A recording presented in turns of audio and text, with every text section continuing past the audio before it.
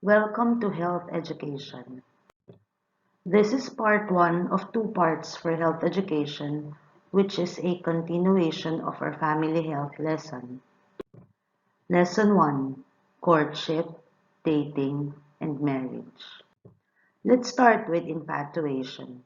You all know this as having crushes, where you are completely carried away and you are somewhat addicted, wanting to see your crush every time. This usually is the beginning of a relationship. You are first physically attracted to others for you are infatuated. While love is an intense emotion or affection you have for others, and most of the time is reciprocated or is two-way. Let's see the difference clearly.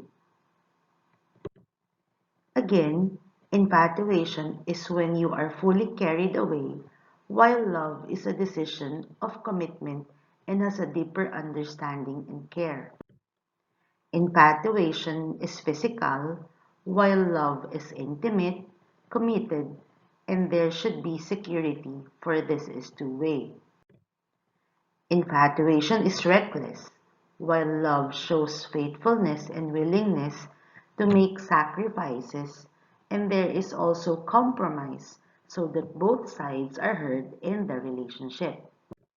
Infatuation is self-consuming, while in love, there is an open communication and requires a lot of selflessness and assertiveness. Infatuation is a desire that cannot be sustained, while love is a partnership. Again, it should be two-way and reciprocated. Infatuation takes off fast, but also burns fast, while love is long-term and offers companionship and support. Infatuation is admiring someone without seeing the person completely. This is normal and usually lasts for a short time only.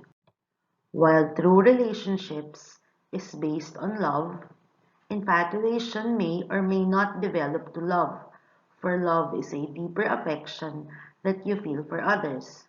It is when you are prepared to commit yourself to another person and have a relationship with that person. Then comes courtship. After you affirmed that you want to be with that person, courtship follows. This is an understanding between two people that they would want to know each other better. While knowing each other more during courtship, they then decide if they are compatible to be with each other. In the olden times, this is a formal thing where the boy goes to the house of the girl to ask permission. But today, this is mostly done in social media platforms and is much informal, while some skip this stage of a relationship. This stage is important for two people will know each other better before they go into the relationship. You would also know about the background of each other, their family, and their circle of friends. There are different traditional practices of courtship in the Philippines. In Ilocos and the Tagalog regions, serenading is also called tapat, where the suitor sings romantic songs in front of the woman's house, like in a harana, and the lady also sing as to respond to the tapat. Also, in Ilocos and the Tagalog regions, there is what they call the rooster courtship, where a rooster is given by the man to the house of his courted lady to crow every morning for her family as a form of his courtship. In Bulacan, they have the naninilong, where the suitor serenades from under the house, usually a bahay kubo or a nipahat.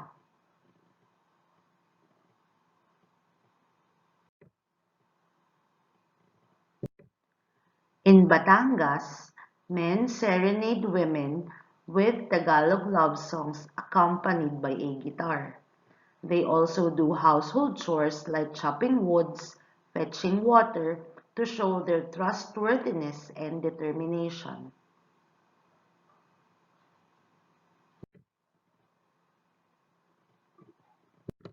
Also in Batangas, the men should pay respect by saying mano po as they enter the house and is seated within a distance from their lady for several visits before they are approved by the family.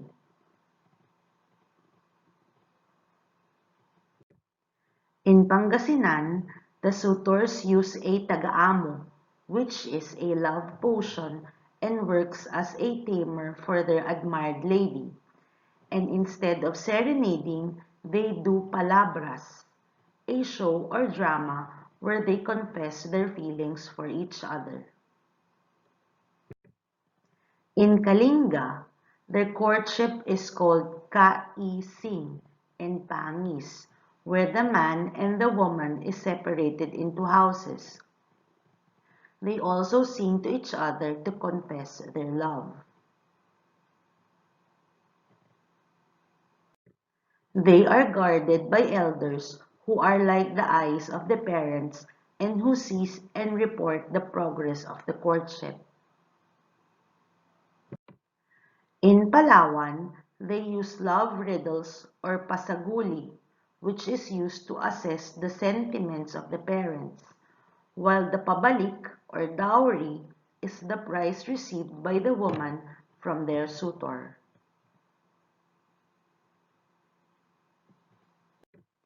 In Visayas, they also use serenades and call it balak. They also write love letters and gifts are given not only to the lady but also to the family. They also have love potions they use to get the heart of the woman they court. In Leyte, men perform the pangangad or the paninilbihan instead of giving dowry. They do all chores for approximately a year before they can be married. It is also called subok to really test the determination of the man. In Mindanao, they have palabras, sarakahan, tupol, or magpasumbahi, where the suitor would threaten to stab his heart in front of the woman's father to convince the father to allow the man to have his daughter. While the Bagobos send knife or spears to the house of the lady they are courting. If the family accepts the gift, they are also accepted in the family. But because of technology, we have lost these traditions and rely on social media platforms. There are different networking sites like Facebook, Twitter, Instagram, where courting happens in our time today. This is alarming for they don't really see each other anymore, and sometimes we are not really sure of the identity of the person we talk with online. Why is it important for couples to undergo courtship? It is a way for you to know more about the other person, for you are considering that person to be your future partner in life. It is like a trial phase where you try to understand each other and determine how you can get along well. It also allows you to know how your interests, likes, dislikes, limitations, and aspirations go well together. It gives you time to show your commitment to each other. Being a trial phase, you will determine how you will be when you are already married. Because you understand each other, you are more secured and have already established respect for each other. You then accept your differences and understand each other's limitations. You can also know each other better in dating, how you are suitable with each other to be in a relationship. In the future, relies to the time you spend together before you enter a more serious relationship. It is a form of courtship by doing social activities done by two people. You will be able to see if you enjoy each other's company in different events. There are three types of dating: the standard date, the double date, and the group dating. Again, dating strengthens the relationship, for you are able to spend quality time with each other while observing each other and knowing each other better.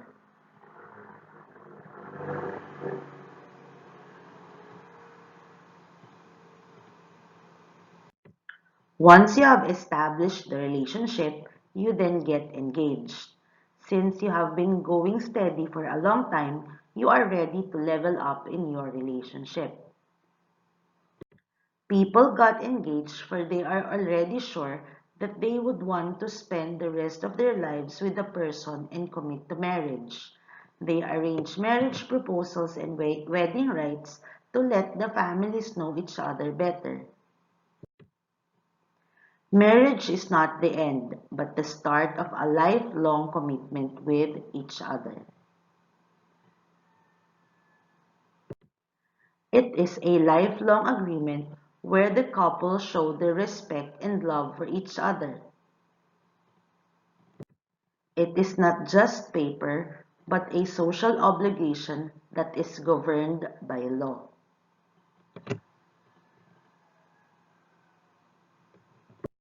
A cherished institution where the couple believe in one faith and children may be conceived and raised to be good citizens of the world.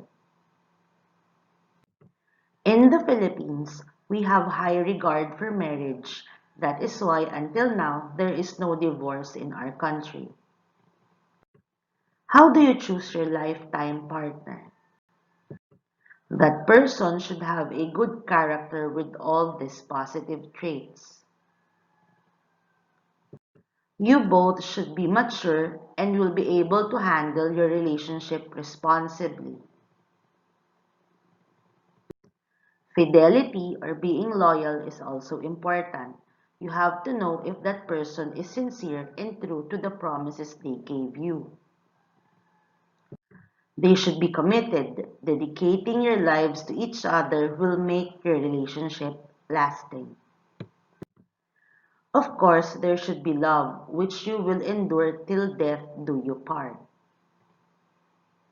But we should not only rely with love. Both of you should be economically stable in order for you to provide for the family.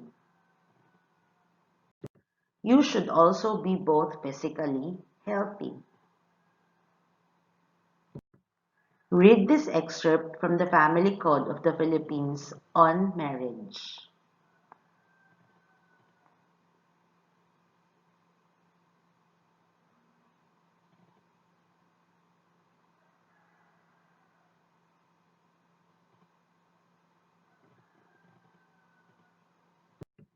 For your activity, I want you to think of your ideal person. You have to describe the person physically, emotionally, spiritually, mentally, socially, and how you look forward to spending every part of what we discussed with your ideal person, from how you love each other to how you would want to be courted, or how you will court the person, to the dates you will have until you get married and have your own family. Where will you live? What are the jobs that you will have? How many children would you have, etc. You may also include pictures in your output. I will be posting the detailed instruction of that in our FB group. For assessment, kindly check your FB group for the link. Again, this is part 1 of 2 parts for health education for the second grading.